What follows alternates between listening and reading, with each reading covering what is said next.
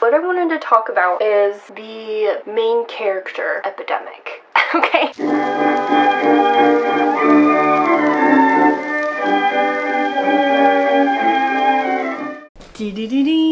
Okay, you gotta relax, dude. I got my cup of coffee. This is a picture of my sister Mia on this side and my sister Jasmine on this side. Anyways, I've been ruminating on some thoughts lately.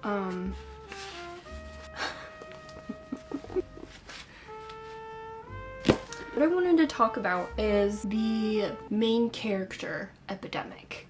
Okay, and I chose the word epidemic because if you look up epidemic, the definition is that it's a widespread occurrence of an infectious disease in a community at a particular time. I feel like that's correct because being the main character has kind of been the slogan for our generation. You need to have main character energy, how you can be the main character, things that'll make you feel like the main character, things that you can do to be the main character. There's a lot of buzz with main character and what it means to be the main character. I don't know if this is healthy for our generation, and I have a few reasons why. Okay, when people say, oh, I'm the main character, I just feel like it's been twisted into something that it shouldn't be, where I'm the main character turns into I'm the only character. And how fulfilling and how full can your story truly be if you're the only character in your story? And if your purpose behind everything is just,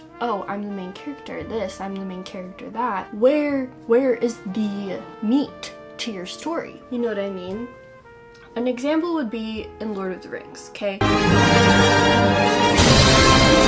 So, who is the main character in Lord of the Rings? You would probably say Frodo, right? But think about all the other characters in there, okay? Think about the rest of the Fellowship, okay? If you just want to look at the Fellowship, Aragorn, Legolas, Gimli, Merry, Pippin, Samwise, okay? Even Boromir, okay? Look at all of these characters, okay? Think about how much they add to the story. Are they the main character? Not necessarily. Why is Lord of the Rings so good? It's because of a lot of reasons, but a big reason why it's so good is because it's not just about Frodo taking the ring to Mordor, okay? Think about the people who were trying to be the main character in Lord of the Rings, okay? Boromir, Saruman, even Gollum. Who did those three guys end up being? They kind of all ended up being the villain. Smeagol, I don't know if he was trying to be the main character, but he got very selfish and just wanted the ring so bad. And then Smeagol turned to Gollum, okay? And Boromir as well. He wanted to be the one, the guy, the saver, the hero at the end of it all. I will take the ring. But greed and needing to be the man, where did that get him? I tried to take the ring from him. So that's the lesson. Don't let yourself be corrupted by this idea that it all has to be about you. If you haven't seen Lord of the Rings and you don't know about the story, then you don't want to hear this part. But if you have, then you know what I'm talking about. Even in the end, when Frodo is trying to take the ring and he's too corrupted and he's too weak to keep going, Samwise says, Come on, Mr. Frodo. I can't carry it for you, but I can carry you. Okay.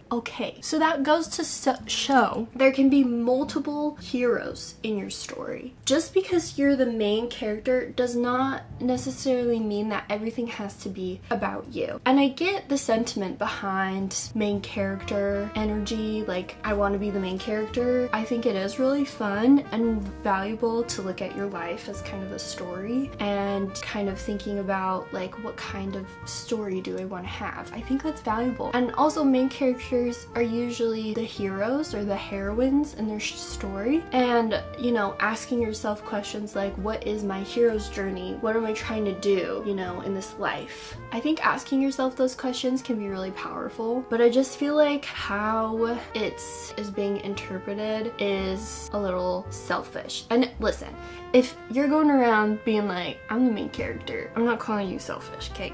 Like, especially if you have a hard time owning your story, owning your journey, I think that's powerful to say, no, this is my life, this is my story. I think that's great. But just with how the world is right now with phones and social media and all of these things, I just feel like our culture, especially for Gen Z, has become very self-centered. And everything is, look at me, look at me, look at me. This idea of it being all about you, I feel like it makes our experiences shallow. For example, you could be going on a trip. Maybe I want to go to Greece and I'm telling myself, I'm the main character, I'm the main character. I feel like just that attitude alone, I'm gonna be going into that trip expecting it to be a certain way. And I feel like the expectation is what kills the actual experience. Does that make sense? I don't know if I'm making any sense. If we're thinking about it in the main character epidemic way, where it's not a good way of living your life, the things that it can do, I feel like it makes your life feel flat. It makes it feel less full and it makes it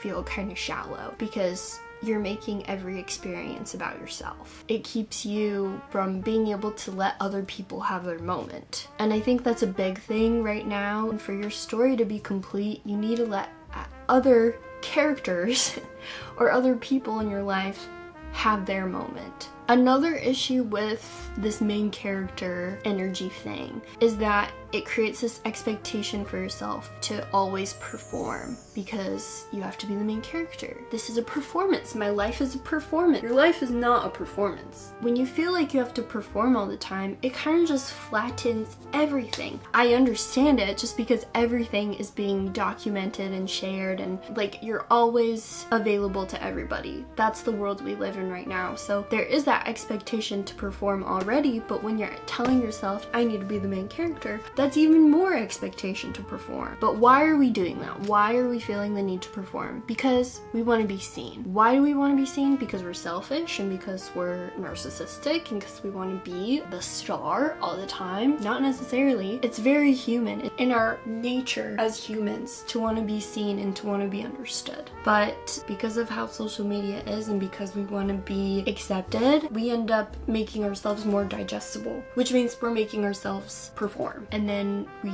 tell ourselves that we need to be the main character. And I feel like there's a lot of opportunity for mental gymnastics there where you kind of manipulate yourself into thinking that this need to perform is actually you know, being the main character. And it's actually you loving yourself. And that's a conversation too where making things about yourself is self-love. No, it's not. No, it's not. So, with all of this, with saying, oh, I am the main character, what are you trying to accomplish with saying that? You're trying to achieve a more full and a more exciting life, right? Because when you call yourself a main character, you're trying to think about your life as a story. And who doesn't want, like, a very exciting, beautiful, full story? I believe that the end goal when people say, oh, have main character energy, what are they actually trying to have? They're trying to have a very full, experienced, exciting life. That's what we're really, really wanting. So how can we actually achieve that? Being the main character and making things all about yourself isn't necessarily how you get there. You know what I mean? In my opinion, what you can do to make your life feel more full and more exciting is to give credit to each character. The bird on your walk, the friend that sat with you because you're having a hard day, your mom who is really excited about their new garden. Give credit to all of these characters in your life. Not just like the people that are close to you, but the people that are not so close to you as well. Even the people that you have a hard time with, the people that you have struggled with, and the people that, you know, give you a hard time, the people that kind of suck in your life, give them credit too. Another thing I feel like you can do is own your choices. And this is hard for me.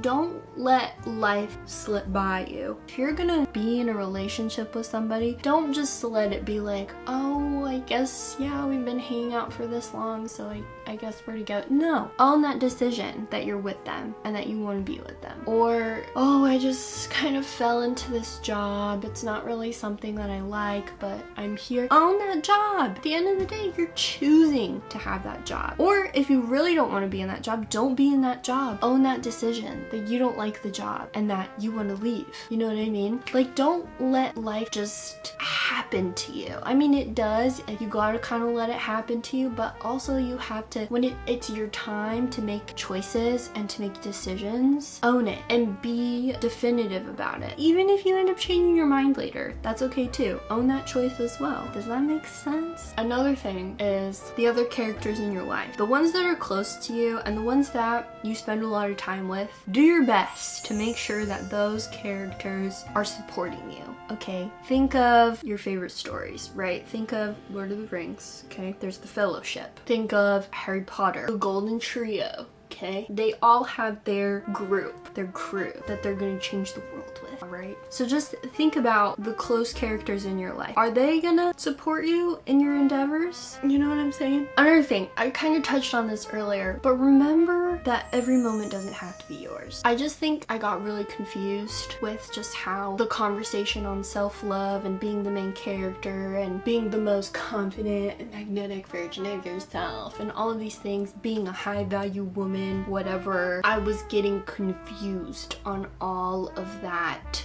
discourse because it makes you feel like every moment should be yours. There's 7 billion other people in this planet and they all have their moment, and you will too. So let other people have their moment. Another thing, don't wait for permission. If you want to go do something, just go do it. You don't need anyone's approval for it. Just go do it. Let yourself be free. You are your own person. Go do what you gotta do, man. Another thing is to take yourself out of being the performer. Let yourself experience things again, not to say that you experience them or not to show that you've experienced them, but just simply to experience them. I did also write down some characters that inspire me because since this little talk has been all about characters and stories and things, I just thought that I would write down some of my faves. So first one, of course, is Samwise. He's not the main character. He could be. Some could argue that he is the main character, but he's not. Number 2 is Fred and George. Yes! From Harry Potter. They're just my favorite. The third is Marion from Indiana Jones.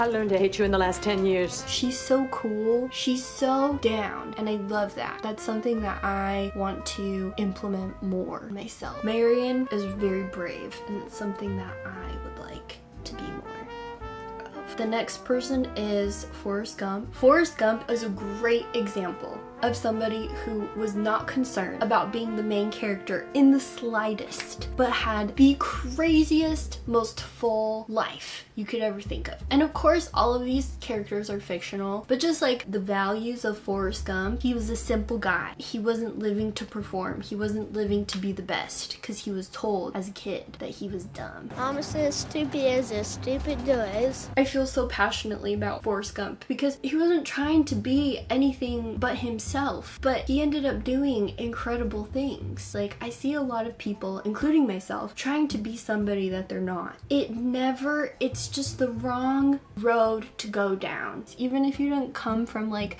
a really happy, healthy place that you feel like you want to be proud of, that's totally fine, but own that. You know what I mean? Like, you still are who you are because of that, and you can't just like erase these things that you don't like about yourself. I kind of went on a tangent about that, but own who you are, own where you came from, own where you want to go. Every day that I pursue accepting myself fully, simply put, it's better because you're stuck with yourself, so might as well own it and feel good about it. You know what I'm saying? The next person is Chihiro from Spirited Away. I love her because even though she is so scared, she persists. She keeps going. The last person on my list is Jo from Little Women. I love how ambitious she was. I talked a lot. That was my little video essay of what I think about main character energy. Yeah, I think that's everything. I hope I like this video.